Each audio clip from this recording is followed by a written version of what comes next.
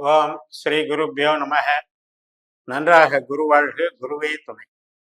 பரபிரம்ம ருத்ரகாயத்ரி ஞானசலத்தின் அன்பர்களுக்கு வணக்கங்களும் வாழ்த்துக்களும்.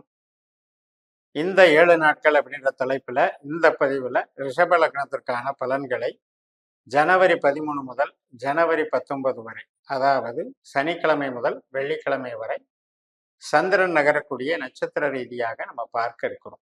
இப்ப ரிஷப லக்னத்திற்கு கிரக நிலைகள் எப்படி இருக்கிறது? 14ஆம் தேதி வரைக்கும் சூரியன் 8ல் இருக்காரு, தனுசு ராசியில. அதுக்கப்புறம் மகர ராசிக்கு வந்துடுறாரு. செவ்வாய் கிரகம், புதன் கிரகம் ரெண்டுமே 8ல் தான் இருக்க போகுது, தனுசு ராசியில இருக்க போகுது. குரு விரயஸ்தானத்துல, அதாவது 12ஆம் இடத்துல இருக்க போறாரு. சுக்கிரன் 7ஆம் இடத்துல இருக்கிறார், விருச்சிகத்துல. சனி 10ஆம் இடத்துல இருக்காரு. அதே போல லாபஸ்தானத்துல ராகுவும் 5ஆம் இடத்துல கேதுவும் இருக்காங்க.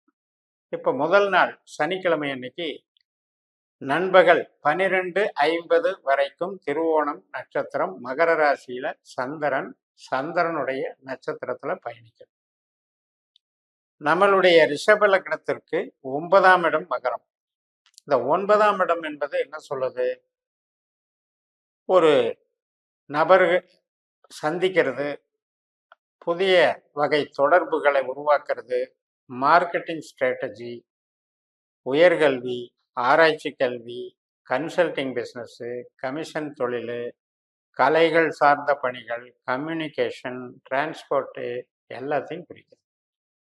வெளிநாடு தொடர்புடைய தகவல் பரிமாற்றங்கள், ஸோ எல்லாமே நல்லா இருக்கும். ஆன்மீகம் சார்ந்த மற்றும் குடும்ப உறவுகள் சார்ந்த விஷயங்களுக்கும் இன்னைக்கு நல்லது பண்ணும். அடுத்த நாள் ஞாயிற்றுக்கிழமை ஜனவரி 14, இன்னைக்கு சூரியன் மகர ராசிக்கு வந்துடுறாரு. அதாவது நம்முடைய லக்னத்துக்கு 9ஆம் இடத்துக்கு வந்துடுறாரு. இன்னைக்கு நட்சத்திரம் காலையில 10:22 வரைக்கும் அவிட்டம் நட்சத்திரம் கும்பராசியில சந்திரன் அவிட்டத்துல பயணித்து அந்த 10:22க்கு மேல சதய நட்சத்திரமாக மாறுகிறது. அது ராகுனுடைய நட்சத்திரம். இப்ப இந்த செவ்வாய் நம்மளுடைய லக்னத்திற்கு 8ல் இருக்கிறதுனால அந்த காலையில 10:22 வரைக்கும், அதாவது முதல் நாள் சனிக்கிழமையே கூட அந்த 12:50க்கு மேல செவ்வாய் நம்மளுக்கு 8ல் இருக்கிறதுனால செவ்வாயும் புதனும் சேர்க்கை பெற்றும் இருக்கிறாங்க. அதனால சில பேருக்கு எதிர்பாராத பண வரவுகள் நன்றாக இருக்கும். எதிர்பாராத வேலையில ஏற்படக்கூடிய மாற்றங்கள்னு எடுத்துக்கலாம். குழந்தைகள் வழி ஏற்படக்கூடிய மாற்றங்கள், குழந்தைகளுக்கு படிப்பு ரீதியாகவும் அல்லது தொழில் ரீதியாகவும் ஒரு அட்வான்ஸ்டான ஒரு நல்ல முன்னேற்றங்களை ஏற்படுத்தி கொடுக்கும். ஆனாலும் கூட இந்த 8ஆம் இடத்துல செவ்வாய் இருக்கிறாரு அப்படின்னு எடுக்கும் பொழுது கொஞ்சம் பதட்டப்படாம இன்னைக்கு டீல் பண்ணிக்கணும். ஆனா காலையில 10:22க்கு மேல ராகுனுடைய நட்சத்திரம் ஆரம்பிக்கிறதுனால அதுக்கப்புறம் நமக்கு நல்ல பலனை தரும். நல்ல பலன் அப்படின்னும் போது ஒரு குடும்ப உறவுகள் சார்ந்த ஒரு மூளை உழைப்பு சார்ந்த தொழிலுக்கு சாதகமாக இருக்கும். உற்பத்தி சார்ந்த தொழிலுக்கு அல்லது காசு போட்டு காசு பண்ணலான்னு நினைக்கிற தொழிலுக்கு இன்னைக்கு அவ்வளவு சிறப்பு இருக்காது. ஏன்னா ராகு புதன் மாதிரி செயல்படுவார். புதன் நம்மளுக்கு அட்டமஸ்தானத்துல இருக்கார். 8ல் கிரகம் இருந்தால் அது நமக்கு தடைகளை தரும். ஜனவரி 15ஆம் தேதி காலையில 8 மணியிலிருந்து பூரட்டாதி நட்சத்திரம், குருவனுடைய நட்சத்திரம்.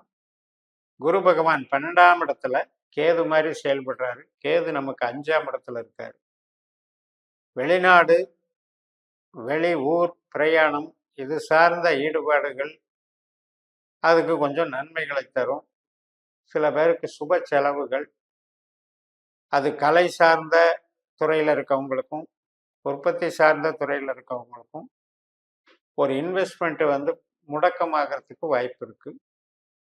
பட் இருந்தாலும் கூட கேது நமக்கு 5ஆம் வீட்டில் இருக்கிறதுனால அது வந்து மன ரீதியாகவும் உறவு ரீதியாகவும் பெரிய பாதிப்பினை தராது. அதாவது மன சந்தோஷத்தை கெடுக்காது. ஜனவரி 15ஆம் தேதி திங்கட்கிழமை காலையில் 8 மணிக்கு மேலே பூரட்டாதி நட்சத்திரம், குருவனுடைய நட்சத்திரம். குரு வந்து கேது நட்சத்திரத்தில் இருக்கிறதுனால தான் இந்த பலன். ஜனவரி 16ஆம் தேதி செவ்வாய்க்கிழமை உத்திரட்டாதி நட்சத்திரம், சனியினுடைய நட்சத்திரம். சனி நம்மளுக்கு கர்ம சனியாக போயிட்டு இருக்காரு இல்லையா 10ஆம் இடத்துல. அதனால் சொந்த தொழில் பண்ணுறவங்க, இரும்பு சம்மந்தப்பட்ட தொழில், பெரிய கட்டுமான துறையில் இருக்கவங்க, ஃபேக்ட்ரியில் வேலை செய்கிறவங்க மற்றும் மருத்துவத்துறையில் இருக்கவங்க எல்லாருக்குமே சிறப்பான ஒரு அங்கீகாரத்தை கொடுக்கும். பணவரவு, தொழில் பலம் நல்லா இருக்கும். அடுத்த நாள் 17ஆம் தேதி ரேவதி நட்சத்திரம், கும்பராசியில் இருந்த சந்திரன் மீன ராசிக்கு புதனுடைய நட்சத்திரத்தில் பயணிக்கிறார். அப்போ நமக்கு லாபஸ்தானத்தில் சந்திரன் இருந்தாலும் கூட அந்த ரேவதிக்கு அதிபதியான புதன் வந்து நம்மளுக்கு 8ஆம் வீட்டில் இருக்கிறதுனால புதிய காரியங்களில் பணம் லாக் பண்ணுறது, புது முயற்சிகளில் தலையிடுறதையெல்லாம் தவிர்த்துக்கணும். அது இப்போ நண்பர்கள் சம்மந்தப்பட்ட விஷயமா இருக்கலாம், அல்லது நமக்கு மூத்த சகோதர சகோதரி வழியில் அவங்க சார்ந்த விஷயமாக ஏதாவது போய் ஈடுபட்டாலும் ஏதோ ஒரு வகையில் நமக்கு அது சில வலி வேதனைகளை தருங்கிறத மறந்துடாதீங்க. கொஞ்சம் நிதான போக்கை கடைப்பிடிச்சிக்கிட்டா இன்னைக்கு நாளில் ப்ராப்ளம் இல்லை. 18ஆம் தேதி ஜனவரி 18ஆம் தேதி புதனுக்கு வியாழக்கிழமை. இந்த வியாழக்கிழமை வந்து நமக்கு அஸ்வினி நட்சத்திரம். இப்போ ஏற்கனவே குரு வந்து அந்த அஸ்வினி நட்சத்திரத்தில் தான் இருக்காரு. அதே அஸ்வின் நட்சத்திரத்தில் சந்திரன் வந்து பயணிக்கிறதுனால 12ஆம் இடமாகவும் இருக்கிறதுனால குரு சந்திர யோகம் வந்து 12ஆம் வீட்டில் ஏற்படுது. இந்த 12ஆம் இடங்கிறது என்ன? வெளிநாடு வேலை அல்லது செலவு, முதலீடு, ரகசிய செயல் திட்டங்கள், இது மாதிரி ஊரை விட்டு ஊர் மாத்துறது, வேலை விட்டு வேலை மாத்துறது, இது மாதிரியான நிகழ்வுகளுக்கு சாதகத்தை பண்ணும். அப்போ ஓரளவுக்கு எதிர்பாராத இடமாற்றங்கள் செய்பவர்களும் அந்த மேலே நன்மைகளை அடையலாம். கடைசி நாள் ஜனவரி 19 வெள்ளிக்கிழமை. அன்னைக்கு வந்து சுக்கிரனுடைய பரணி நட்சத்திரம். சந்திரன் வந்து 12ஆம் வீட்டில் சுக்கிரன் மாதிரி செயல்பட போறாரு.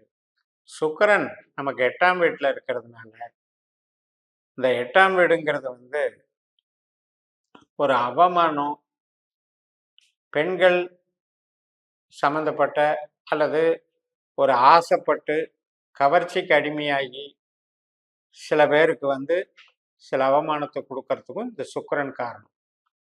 அதனால எப்பவுமே நமக்கு லக்னாதிபதி தான், ரிஷப லக்னத்துக்கு அதிபதியான சுக்கிரனே வந்து அவர் 8ஆம் இடத்துல தொடர்பு வைக்கிறாரு அப்படின்னாலே கொஞ்சம் ஜாக்கிரதையா இருந்தது.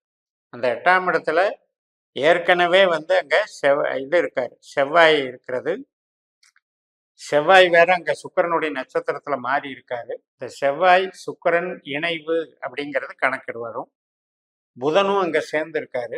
இந்த கிரக சேர்க்கைகள் எல்லாம் வந்து பொருளாதார ரீதியாகவும் வேலை ரீதியாகவும் நன்மைகளை தரக்கூடிய அதே நேரத்துல உறவுகள் சார்ந்து, முறையற்ற உறவுகள் ரீதியாக வரக்கூடிய பிரச்சனைகள் சார்ந்து தீமைகள் தருங்கிறது மறந்துடக்கூடாது.